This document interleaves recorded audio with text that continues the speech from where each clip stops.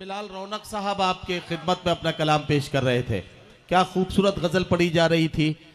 उरूसा अर्शी की तरफ देख के और उन्होंने एक शेर पढ़ा तो मैं समझ गया कि ये भी वहीं घायल हो रहे हैं जो गलती एक बच्चे ने की थी।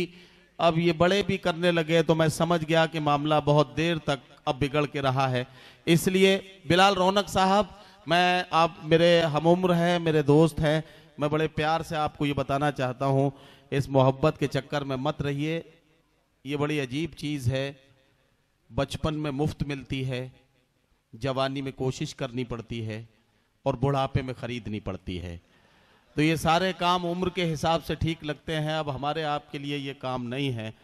हम आप धीरे धीरे खरीदने वाली उम्र में पहुंचते जा रहे हैं, तो अब ये मामले इसी तरह से आगे बढ़ते हैं। बहरहाल बहुत शुक्रिया बिलाल रौनक साहब का, बहुत शुक्रिया कि उन्होंने खूबसूरत कलाम से नवाजा। जिंदगी सिर्फ महबूब का दामन और महबूब के दामन में छुप कर बैठ जाने का नाम नहीं है, बल्कि महबूब के दामन से बाहर निकलकर भी जिंदगी की कड़वाहटों की आवाज को सुनना भी पड़ता है, उसकी तरफ मुतवज्जा भी होना पड़ता है। शायर ने कहा कि हम करें बात दलीलों से तो रद्द होती है, उनके होठों की खामोशी भी सनद होती है। हम करें बात दलीलों से भी तो रद्द होती है, उनके होठों की खामोशी भी सनद होती है। कुछ न कहने से भी छिन जाता है एजाज़े सुखन, जुल्म सहने से भी जालिम की मदद होती है। कुछ न कहने से भी छिन जाता है एजाज़े सुखन, जुल्म सहने से भी जालिम की मदद होती है। हजरात गिरामी, आइए हम जो कुछ आज सोचते हैं, महसूस करते हैं, उसे एक शायर अपनी गजल का हिस्सा बनाकर किस तरह से आपकी खिदमत में पेश करेगा। इसके लिए आइए मुलाकात करते हैं जनाब हाफिज इरशाद से, तहतुल लफ्ज में अपना कलाम पेश करते हैं। मैं मुल्तमिस हूं कि तशरीफ लाएं और अपने कलाम से नवाजें। जनाब हाफिज इरशाद। मेरी दाहिनी जानिब जो लोग इधर खड़े हैं, मैं उनसे गुजारिश करता हूं कि सामने जगह है, अगर आप आ सकते हैं तो इधर तशरीफ ले आएं, सामने आकर हमारे बाईं जानिब आ जाएं, वहां भी काफी जगह है और उधर आकर आप आसानी के साथ बैठ सकते हैं। जो मेरी दाईं तरफ इधर जो लोग खड़े हैं, मैं उनसे गुजारिश करता हूं कि पीछे से उधर से निकल कर आए और इधर बाईं तरफ आकर आप आसानी के साथ आ जाइए। ये मुशायरा आज की रात एक तारीख लिखने जा रहा है। यकीन जानिए कि इस मुशायरे के मुकम्मल होते होते तक ये मुशायरा एक दस्तावेज की हैसियत ले लेगा, ऐसा मुझे यकीन है। आगे बढ़ता हूं और एक और शायर से आपकी मुलाकात कराता हूं। एक शायर को मुझे आपके बीच पेश करना है और इस हवाले के साथ पेश करना है। हजरात गिरामी, एक स्कूल में, एक तालीमी इदारे में यह मुशायरा हो रहा है। अलहाज नुमान साहब को इसके लिए मुबारकबाद। उन्होंने इस इदारे के जरिए तालीम को आम करने का जो जिम्मा अपने कांधों पर उठाया है, खुदा करे कि उनके बाद भी इस जिम्मे को और लोग आगे बढ़कर और बड़े पैमाने पर आप तालीम के लिए कोशा रहें, क्योंकि सच्चाई ये है, आपको ये समझना पड़ेगा कि सिर्फ और सिर्फ तालीम ही एक ऐसा जरिया है जो हमें, हमारी नस्लों को और हमारी आने वाली नस्लों को इज्जत दिला सकती है। इस बात को आपको समझना पड़ेगा। चार मिसरे पढ़ता हूं। यकीन करते जो अपने राहबर की रहबरी पर हम, तरक्की के न जाने कितने जीने चढ़ गए होते। यकीन करते जो अपने राहबर की रहबरी पर हम, तरक्की के न जाने कितने जीने चढ़ गए होते। अगर हम रोज के खाने से एक लुकमा बचा लेते, अदा सुन्नत भी होती और बच्चे पड़ गए होते। अगर हम रोज के खाने से एक लुकमा बचा लेते, अदा सुन्नत भी होती और बच्चे पड़ गए होते। बहुत शुक्रिया हजरात गिरामी। जिंदगी की इन्हीं सदाकतों का इतराफ करना है, आगे बढ़ना है, एक शायर से मुलाकात करनी है और मैं गुजारिश करने जा रहा हूं जनाबे अनीस आजमी से। मुतरन्नम लबो लहजे के शायर हैं, अपने कलाम के जरिए आज के अहद की सच्चाइयों को आईना दिखाएंगे। मैं उनसे गुजारिश करता हूं कि तशरीफ लाएं और अपने कलाम से नवाजें। जनाबे अनीस आजमी। अनीस आजमी साहब माइक पर आ रहे हैं, उससे उस वक्त का फायदा उठाऊं। मेरे पास जो मेहमानान हैं उनमें जनाब तकवीम आजमी साहब, भुट्टू भाई, अलीम खान साहब मुंबई से आए हैं, एक एनजीओ चलाती हैं महजबीन सिद्दीकी, उनका भी हमने इस्तकबाल किया था। कमेटी के मेंबरान में जनाब मिर्ज़ा साकिब बेग साहब जनरल सेक्रेटरी, अलहाज अल्ताफुर रहमान साहब, जनाब परवेज़ अहमद कश्मीरी साहब, जनाब महमूद खान साहब, जनाब अलहाज अतहर साहब, जनाब मोहम्मद खालिद साहब मुन्ना भाई, जनाब अरशद शेख साहब, हाफिज़ इमरान साहब, अलहाज अंसार अहमद साहब, अलहाज सरफराज अहमद साहब, मोहम्मद आमिर साहब, सलमान खान साहब, अबुल खैर साहब, मौलाना मोहम्मद कासमी साहब, मोहम्मद जाकिर खान साहब, निसार अहमद साहब, हाफिज़ अब्दुल सुबहान साहब, मौलाना लुकमान साहब और जनाब कामरान साहब, इन तमाम कमेटी के अरकान को भी मैं मुबारकबाद पेश करता हूं। और मोहतरम अनीस आज़मी माइक पर आ गए हैं, वो अपने कलाम से नवाजेंगे। हजरत गज़ल का मतला पेश कर रहा हूँ और मतला अरशद चुन्नू भाई की नज़र कर रहा हूँ ख़ास तौर से, और तमाम सामीन की भी नज़र। हजरत मतला पेश कर रहा हूँ। परी जमालों को दिल में न तुम बसाओगे,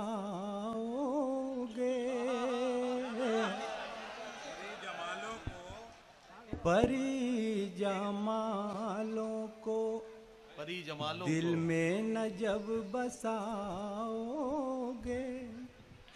परी जमालों को दिल में न जब बसाओगे, गजल में रंगे तगज़ुल कहाँ से लाओगे, गजल में रंग परी जमालों को दिल में न जब बसाओगे। क्या कहना अनीस भाई, क्या अच्छा मतलब है। गजल में रंगे तगज़ुल कहाँ से लाओगे, गजल में रंगे। वाह वाह वाह, क्या कहना क्या कहना। वाह, उसने मतलब पेश कर रहा हूँ, मुलाज़ा करें। इरशाद। ये माना दूर बहुत दूर हमसे जाओगे, ये माना दूर बहुत दूर हमसे जाओगे, हमारी याद जब आएगी लौट आओगे। अरे वाह वाह वाह वाह, क्या कहना क्या कहना। गजल पढ़ी जा रही है। वाह वाह वाह वाह। गजल के आशिकों एक बार ताली वाली बजा के जरा इनको बताओ कि सुन रहे हो आप। वाह वाह वाह वाह। अरे वाह वाह वाह। देखें भाई क्या कहना। ये माना दूर बहुत दूर हमसे जाओगे, ये माना दूर बहुत दूर हमसे जाओगे, हमारी याद जब आएगी लौट आओगे, हमारी याद। और ये शेर बतौर खास पेश कर रहा हूँ, मुलाज़ा करें। अता हो अता हो। रहे हयात में एक हम सफर जरूरी है। क्या सच्चा मिसरा है। वाह वाह वाह। रहे हयात में एक हम सफर जरूरी है, अकेले मंजिले मकसूद तुम न पाओगे। वाह वाह वाह वाह वाह, क्या कहना क्या कहना। वाह, मंजिले मकसूद तुम न पाओगे। और ये भी शेर देख लें। इरशाद इरशाद। अजीब बात है हालात के बदलते ही, अजीब बात है हालात के बदलते ही, अजीब बात है हालात के बदलते ही,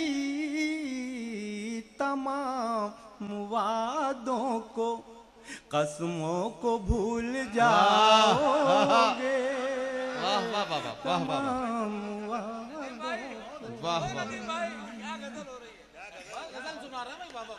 और हजरात ये भी शेर मुलाजा कर लें कि हमें भूला। ये शेर फिर पढ़ दीजिए। अजीब ये शेर क्या है? ये तो नुस्खा है, कई लोगों के काम आएगा जी। अजीब बात है हालात के बदलते ही। अजीब बात है हालात के बदलते ही। तमाम वादों को कसमों को भूल जाओ।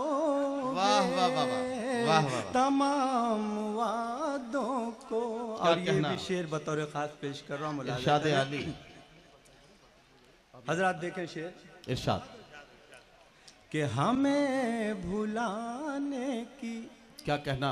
कसमें फजूल खाते हो। हमें भुलाने की कसमें फजूल खाते हो। हमें भुलाने की कसमें फजूल खाते हो। भुलाना चाहोगे फिर भी भुला न पाओगे। वाह वाह वाह वाह। न चाहोगे फिर भी भुला न पाओगे। और आखिरी शेर मुलाजा करें। इरशाद इरशाद। हमारी चाहते क्या कहना? जब तुमको याद आएगी। हमारी चाहतें जब तुमको याद आएंगी। हमारी चाहतें जब तुमको याद आएंगी। हमारे गीत अकेले में गुनगुना। अरे वाह वाह वाह वाह वाह वाह। हमारे गीत अकेले में गुनगुनाओगे। वाह वाह। हमारे गीत। वाह वाह वाह। मक्ता मुलाजा। इरशाद। अनीस भाई क्या कहना? क्या खूबसूरत गजल सुना दी आपने। पढ़ेंगे बाग में क्या कहना? झूले जो अब की सावन में। पढ़ेंगे बाग में झूले जो अब के सावन में। पढ़ेंगे बाग में झूले जो अब की सावन में। अनीस तुम मुझे शिद्दत से याद क्या कहना? क्या कहना? वाह वाह वाह वाह। मक्ता फिर पढ़ दीजिए अनीस भाई। कहीं ना कहीं देखो, असल में क्या होता है, इंसान के कहीं चोट लगी होती है तो पुरवाई में वो दर्द असर दिखाने ही लगता है। और जाहिर है कि कहीं ना कहीं कुछ मामला है जिसकी पर्दादारी है। बहरहाल अल्लाह करे कि इस गज़ल के खूबसूरत माहौल को, जैसे आपने सुनी है ये गज़ल, ऐसे ही पूरा मुशायरा चले। अनीस भाई से मेरी गुजारिश है कि ये मतलब मक्ता फिर पढ़ दें। पढ़ेंगे बाग में झूले जो अब की सावन में। क्या कहना? पढ़ेंगे बाग में झूले जो अब की सावन में। अनीस तुम मुझे क्या कहना? शिद्दत से याद आओगे। अनीस तुम मुझे क्या कहना? क्या कहना? शिद्दत से याद आओगे। वाह वाह वाह।